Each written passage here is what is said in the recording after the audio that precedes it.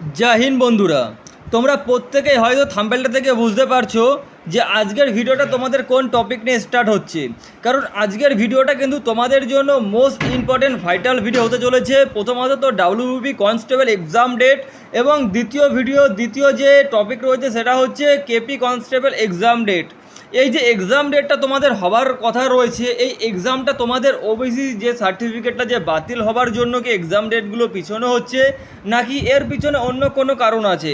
তো টোটালটি কিন্তু আজকে তোমাদের সামনে আমি তুলে ধরবো। যেই সমস্ত ক্যান্ডিডেট অনেক দিন ধরে চিন্তিত আছো, যারা একদমভাবে প্রিপারেশান করতে করতে এখনও ভাবছো যে এক্সাম কবে হতে পারে, তাদের সম্বন্ধে এক্সাম সম্বন্ধে কিন্তু একটা টেন্টেভলি একটা ডেট, একটা মান্থ ডেট আমি তোমাদের কাছে প্রোভাইড করব।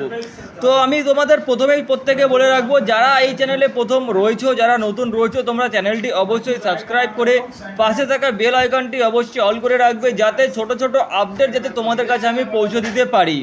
প্রথমত তোমাদের আমি একটা কথা বলে দিই, ওবিসি সার্টিফিকেট বাতিল হবার জন্য তোমাদের কিন্তু ডাব্লিউবিপি কনস্টেবল এবং এক্সাম ডেট কিন্তু যেটা পিছিয়ে যাচ্ছে একদমই না। কারণ তোমাদের এই যে ওবিসি সার্টিফিকেট বাতিল হবার জন্য তোমাদের কোনো রকম কোনো কিছু এফেক্ট কিন্তু এই যে চলতি রিক্রুটমেন্টগুলোতে পড়বে না। যখন তোমাদের ওবিসি সার্টিফিকেট বাতিল করা হয়েছিল তখন কিন্তু তোমাদের যে তোমাদের নিউজ, যে তোমাদের পেপার কাটিং সমস্ত জায়গায় বলা হয়েছিল যে চলতি যে তোমাদের যে রিক্রুটমেন্টগুলো রয়েছে সেই রিক্রুটমেন্টে ওবিসি সার্টিফিকেট বাতিল হবার জন্য কোনো রকম কিছু প্রবলেম হবে না। তো তোমরা প্রত্যেকে এই চিন্তাটা অন্তত মাথা থেকে হাতে দিতে পারো যে তোমাদের ওবিসি সার্টিফিকেটের জন্য কোনো রকম কিন্তু এক্সাম ডেট কিংবা ডকুমেন্টস ভেরিফিকেশনের উপর কোনো কিছু তোমাদের প্রবলেম হবে না। যদি ডকুমেন্টস ভেরিফিকেশনে তোমাদের ফরম্যাট অন্যরকম ফরম্যাট চাই, তাহলে সেরকম কিন্তু তোমাদের সেই সময় নিয়মও লাগু হয়ে যাবে, তোমরা প্রত্যেকে তখন জানতে পারবে অফিসিয়ালি নোটিফিকেশনের দ্বারা। এইবার দ্বিতীয় হচ্ছে, তাহলে তোমাদের এক্সাম ডেটটা কবে হতে চলেছে। তো দেখো, এক্সাম ডেট সম্বন্ধিত তোমাদের এখন চলতি ভোটের সময়, এই চলতি ভোটের সময় তোমাদের কোনো রকমভাবেই তোমাদের কিন্তু অন্তত একদম কোনো রকম ফিক্সড ডেট নেই এক্সাম সম্বন্ধিত। তোমাদের সামনে 18ই আগস্ট একটা ডেট এসেছিলো যে তোমাদের এক্সাম হবার জন্য, সেটা কিন্তু কোনো রকমভাবে এখনও পর্যন্ত অফিসিয়ালিভাবে পাবলিশড হয়নি। তো সেই অনুসারে আমি তোমাদের বলবো, তোমাদের কিন্তু যে এক্সামগুলো যেখানে হবে সেটা হচ্ছে স্কুল কলেজে তোমাদের এক্সামগুলো হবে। তো সেই স্কুল কলেজ তোমাদের এখন চলতি ভোটের মধ্যে টোটালটি বন্ধ রয়েছে। কারণ কিছু কিছু স্কুলে তোমাদের বুথ রয়েছে, কিছু কিছু স্কুল কলেজে তোমাদের যে সমস্ত রয়েছে সেন্ট্রাল জওয়ানরা সেখানে তারা স্টে করেছে। তো তোমাদের কিন্তু মোটামুটি 10 তারিখের পরে কিন্তু তোমাদের যেটা রয়েছে স্কুল কলেজ খুলবে। এইবার এই 10 তারিখের পরে তোমাদের স্কুল কলেজ খুলবে।